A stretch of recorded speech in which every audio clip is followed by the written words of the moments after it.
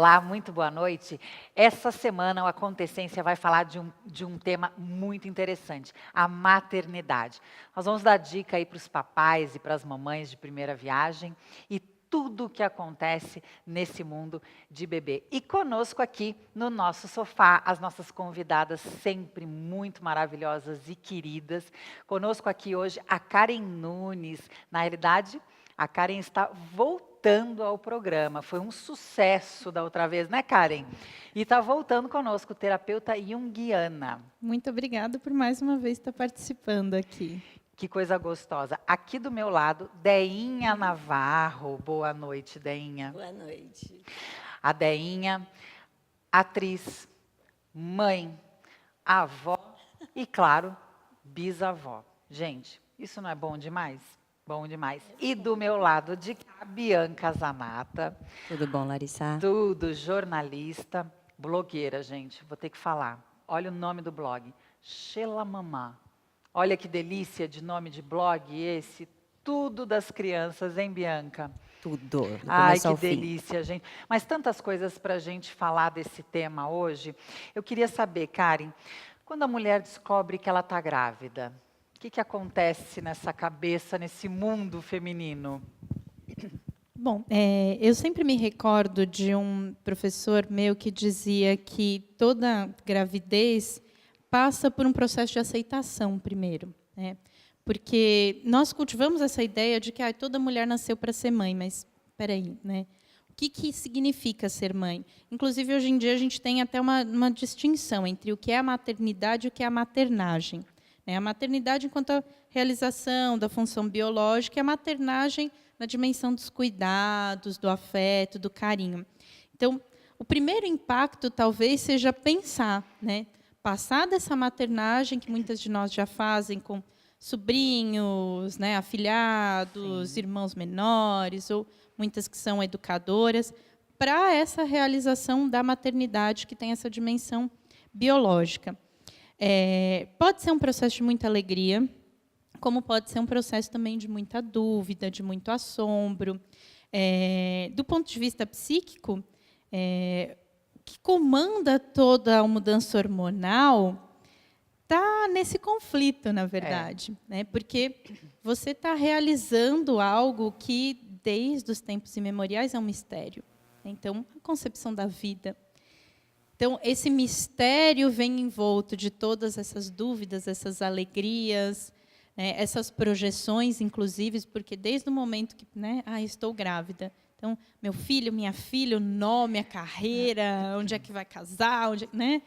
Todas essas projeções que estão presentes, né? Então, na verdade, é bastante assustador, justamente porque é um outro universo, né? Nós acessamos, de alguma maneira, o arquétipo da grande mãe aí, que é o arquétipo de um grande amor, de um grande cuidado, mas que também pode ser um arquétipo devorador. É verdade. Do outro e de si mesmo. Agora, são tantas dúvidas na cabeça feminina, mas e o que se passa na cabeça masculina? Eu acho que com uma frase a gente define, não define, será? Homem é tão mais prático, tão racional, tão isso, tão aquilo, tão lógico. Sim. Ou ser pai. Será que é isso? O logos, né, que é o que comanda o princípio masculino, é o pragmatismo, é a objetividade, tá bom, então é isso. Mas, ao mesmo tempo, também abre, né, um outro universo aí. Eu costumo dizer, inclusive para os meus clientes homens, que, neste momento, mais do que pensar em ser um bom pai, eles têm que pensar em ser um bom companheiro. Porque essa conexão do filho, da filha com a mãe, é tão forte que, nos anos iniciais, o homem, na verdade, ele não pode ser o protagonista.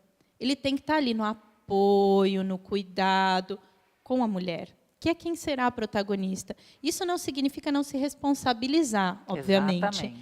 Mas entender a sua função. Então, tem muitos que se deslumbram. Hoje, muitos vivenciam toda a gestação, então vão a cursos, né, com a companheira, simulam o parto, o que é fantástico, mas desde que ele entenda que não é um processo dele. Sim, e que ele está ali apenas como um ajudador, Exato. né, do processo. É isso, Dainha? Mas que a presença é e que a presença é super importante. Tudo isso que você está falando, para mim, passa como um filme. Eu acho que para todas nós, né, que somos mães, a Karen começa a falar e aí a gente realmente volta lá. Nossa, isso vai passando, porque eu acho que essa parte do companheirismo, ele completa. O marido tem um marido, né, o companheiro, né, tem que estar ali junto para viver mesmo. E é muito bom quando aquilo é espontâneo, quando aquilo vem do coração. E os pais que eu vejo, que eu convivo, os mais recentes, então, esse sentimento está aflorado ali, está vivendo, participando direto, minuto por minuto, semanas. Né? Eu não gosto de falar do passado, mas eu acho que vou ter que falar do passado, porque quando eu tinha filho, porque a minha mais velha tem 62 anos, então não era assim, não tinha esse papo de semanas, né? Era diferente. Era totalmente diferente a forma. Eram os meses, né? Os meses. Eram os 9 meses, né? E hoje eu vejo, está na 36ª, só pode esperar até a 41ª, no máximo. E eu vejo marido e mulher, os dois. Eu tenho um afilhado de casamento, agora eles tiveram um bebê há uma semana. Foi tão bonita essa participação dos dois. E é um processo, agora que tu dissesse, né? A tua filha mais velha 62 anos. 62, meu neto hoje faz 34. Então, são 6 décadas, 3 décadas, né? O meu filho tem 12 anos, então, assim, eu não tenho uma gestação há 12 anos. Mas quantas coisas mudaram, né? Na época da Deinha, uma forma de contagem. Na minha época, uma outra forma de contagem. E se a gente tivesse uma gravidinha agora aqui, eu te garanto que ela ia estar no celular ali, em todos os aplicativos mais modernos, contando os segundos, fazendo cálculos mirabolantes para saber, né, talvez a lua, a posição, Com a direção, certeza. se era para baixo, se era para cima. Exatamente, Larissa. Eu acho isso uma coisa bem interessante. A Deinha estava falando, né? Na época dela, a gente contava em meses. Então, você tem o primeiro, o segundo, o terceiro, o quarto, o quinto, o sexto, o oitavo e o nono. Pronto, mês. acabou. É. Agora a gente tem essa coisa da semana a semana. A gente tem aplicativo de celular que conta. O acompanhamento da gravidez agora, e isso entra no que a Karen estava falando, virou uma coisa um pouco até paranoica, né? Então, assim, primeiro, é a mulher que vivencia, mas o homem participa de cada passo. E o processo natural da coisa, o sentir um pouco as coisas acontecerem, ele foi deixado de lado, né? Então, isso é uma coisa que eu discuto bastante no blog. Vivenciar a maternidade de uma forma mais tranquila. Porque hoje, como a gente quer colocar, a gente quer saber de tudo, segundo a segundo, minuto a minuto, alguns processos naturais a gente deixa de lado, a gente não permite que eles aconteçam.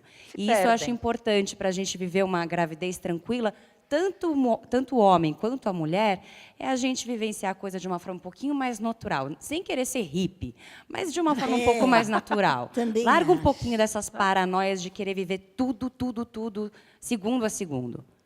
No momento, eu acho que eu tenho até que comparar, porque eu tinha 17 anos quando eu fiquei grávida a primeira vez. Mas era lindo, assim. Mas não Era tinha... mágico. Era mágico. Era mágico, é. Eu tinha um sonho, uma ilusão tão bonita. Eu sonhava empurrar o carrinho no jardim. Era assim, mas a minha cabeça era muito diferente do que a cabeça das meninas hoje. Com 17 anos, não pensam nem em se casar. Mas eu acho que... até nós já estivemos conversando, eu sou super ligada nesta modernidade. Eu acho maravilhoso que as pessoas, o que se previne hoje, os cuidados que se tem hoje.